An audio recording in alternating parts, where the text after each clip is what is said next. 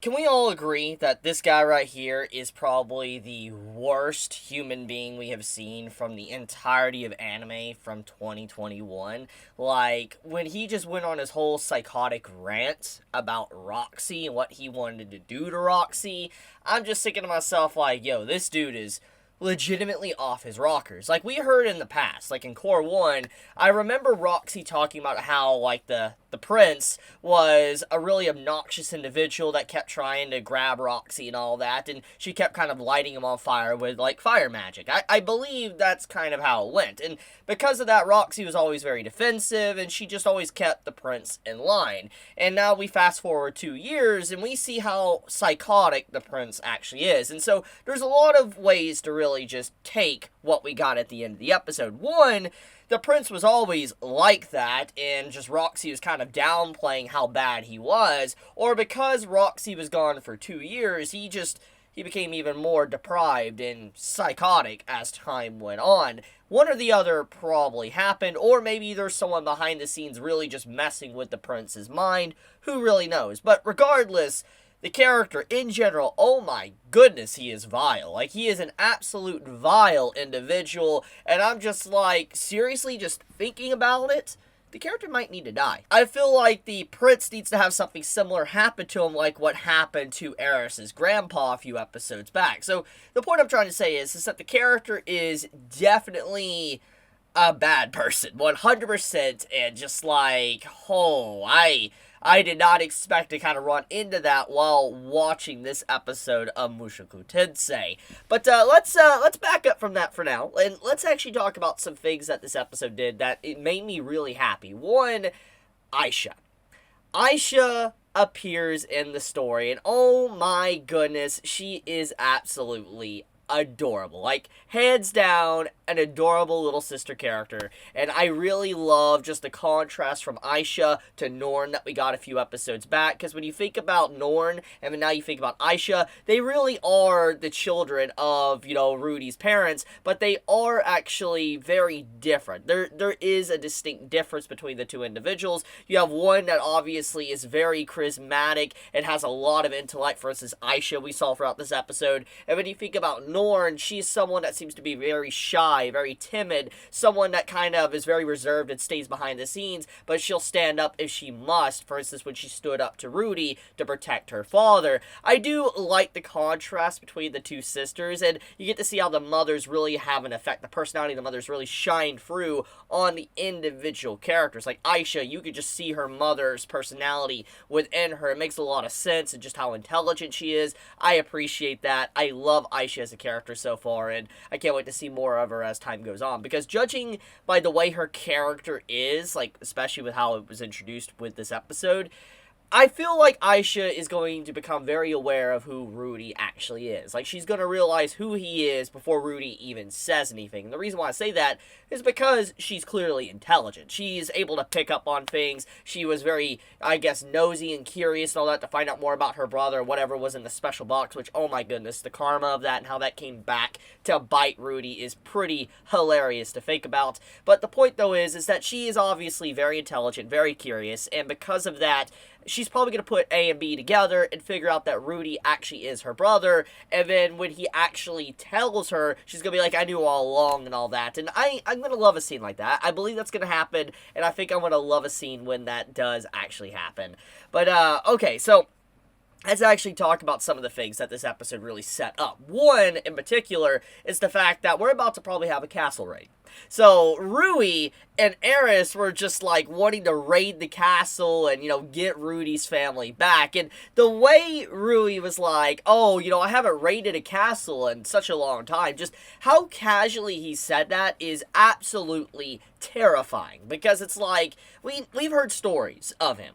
We know that he has definitely taken down a lot of people. He's made many cities and kingdoms fear him. He is definitely not an individual who just kind of sweep under the rug and act like he's not there. He is a powerful individual. And so we're all probably willing to believe that he has definitely wiped out cities, castles, etc. in the past before he met Rudy and Eris. And so when you see him casually say, man, it's been a long time since I've sieged a castle, I'm just like, oh my goodness. Like, he looked like he was ready to go even more so than Eris herself. And that says a lot, because Eris is always like the go-getter. She's always wanting to go and just go fight, do whatever. She's just excited, so excited. And when you look at how Rudy acted, and just how he responded to just being said, no, we don't need to raid the castle or whatever, it looked like he got really dejected and sad. And I'm just like, bruh, how, like, are you really wanting to raid a castle that bad? But clearly he's gonna get to be able to do that, because Rudy is now,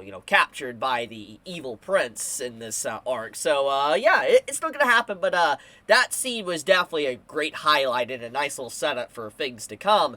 Which, speaking of Eris, since I'm on the topic of Rudy and Eris, I like Eris' interactions this episode. There is a lot of good highlighted moments of her character. For instance, you see how she interacts with Rudy constantly throughout the series, and how she's trying to find more out about Rudy's life and his family, etc. Because when you think about Eris as a character, she doesn't really have a strong bond with a lot of people in her family, in the Greyrat family. She doesn't. And Rudy's one of the first individuals that she really ever encountered in her family that she kind of grew a close bond with. And so when you see her mention, Rudy's sister or family or whatever, you can see how she's interested and she wants to know, but she's skeptical. And when she hears about Roxy, when she hears about Aisha, you can see that she is excited as well to finally meet someone that is a part of Rudy's family, and maybe she can find someone that maybe she likes just as much as Rudy. And I like that little interaction with her, how she's opening up and she wants to have more people she can communicate with and be happy with, instead of just hating everyone in her family. And it became very apparent when she got to see Paul for the first time just how much she disliked him, and she really has like a bad impression overall of Rudy's family. Even like Norn, she doesn't seem to like too much. So I do appreciate that little, detail, that hidden behind the scenes with Eris's, character, and how she's even interested in meeting Roxy, because she's heard so much about Roxy that she wants to see this, teacher of Rudy, the one that taught him magic, because Eris learned some magic thanks to Rudy, and obviously Rudy learned magic thanks to Roxy. So it makes sense she would want to meet, Rudy's teacher, and she's excited to meet her, and I like that. I like the little highlights. There's great scenes with Eris in this episode, and especially the scene where they were actually in the bed, and it's a cute, adorable moe moment. You see Aisha's hair getting nibbled by Eris. Like, I was just like, I did not expect to see something like that while watching the episode, but it was a cute scene. Like, there is a lot of adorable and cute moments throughout this episode, and I guess it makes sense. When you introduce a little sister character like Aisha, you're gonna have stuff like that, especially with Eris. It's kind of like our main female character.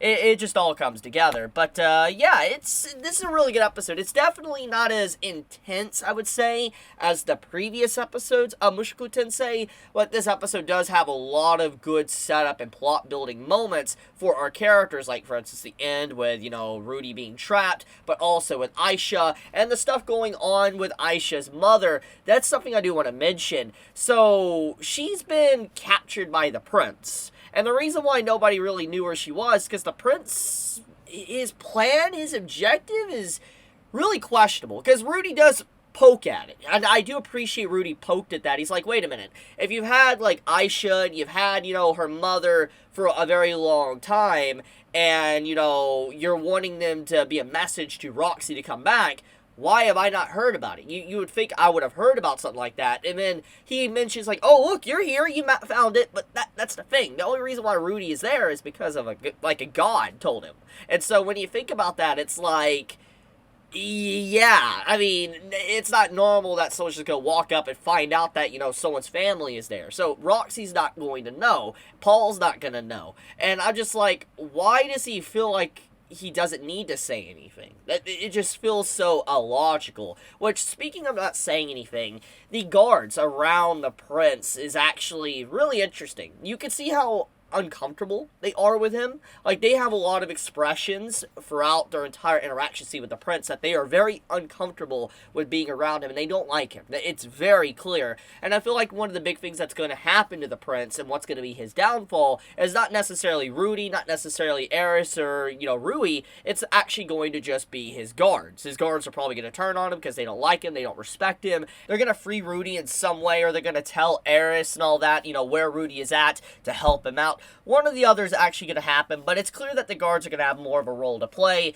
especially by just seeing how they acted within the episode. They did not seem like they really liked the prince whatsoever, and they're just being blackmailed and forced to really do it, because when they were, taking Rudy into the room, and Rudy was casted and trapped, you could hear a very distinct audible smack. And it sounds like the guard, the female guard, actually got hit by the prince. And if that is indeed the case, then it makes even more reason that they're going to turn on him. I feel like that is definitely what is being set up.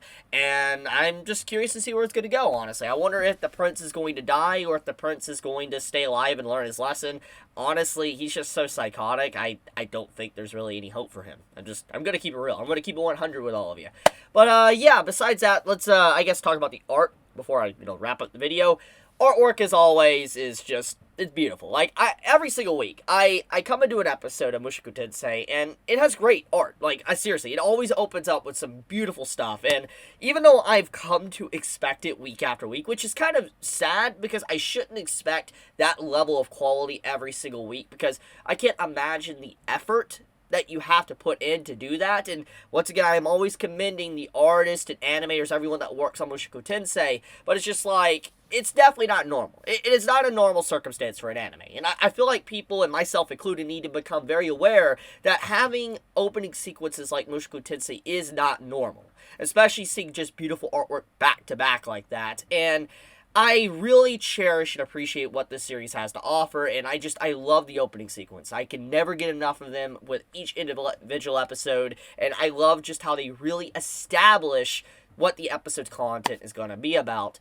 But okay, I'm going to leave it at that, though. Let me know your thoughts in the comments below. If you enjoy my content, please subscribe. If you like this video, please leave a like. And with that, guys, be safe, stay healthy. Chibi out.